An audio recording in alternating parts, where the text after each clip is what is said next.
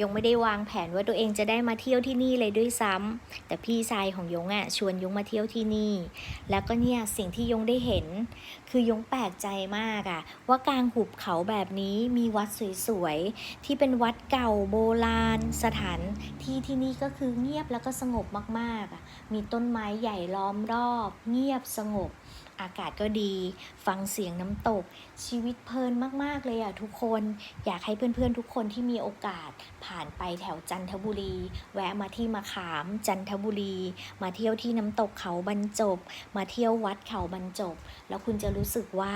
ที่เนี่ยคือที่ที่เงียบสงบแล้วก็สวยแล้วก็ธรรมชาติสุดๆไม่อยากให้ทุกคนพลาดเลยค่ะ